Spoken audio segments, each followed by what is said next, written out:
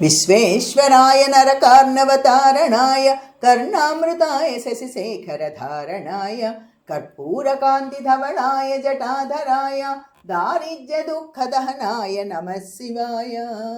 गौरीप्रियाय रजनीसकलाधराय कालान्तकाय भुजगाधिपकङ्कणाय गङ्गाधराय गजराजविमर्दनाय दारिद्र्यदुःखदहनाय नमः शिवाय।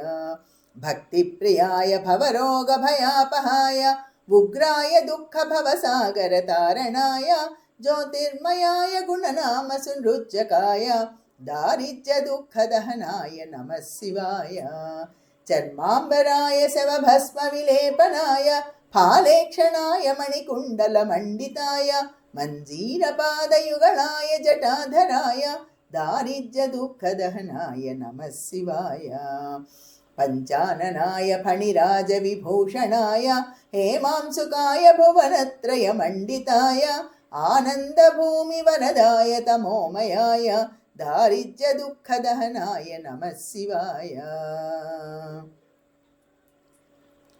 भानुप्रियाय भवसागरतारणाय कालान्तकाय कमलासनपूजिताय नेत्रत्रयाय शुभलक्षणलक्षिताय दारिद्र्यदुःखदहनाय नमः शिवाय।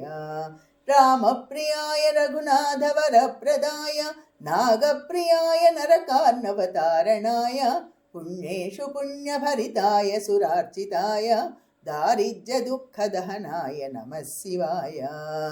मुक्तीश्वराय फलदाय गणेश्वराय गीतप्रियाय वृषभेश्वर वाहनाय मातङ्गचर्मवसनाय महेश्वराय दारिद्र्यदुःखदहनाय नमः शिवाय। वसिष्ठेन कृतं स्तोत्रं सर्वरोगनिवारणं सर्वसम्पत्करं शीघ्रं पुत्रपौत्रादिवर्धनम्।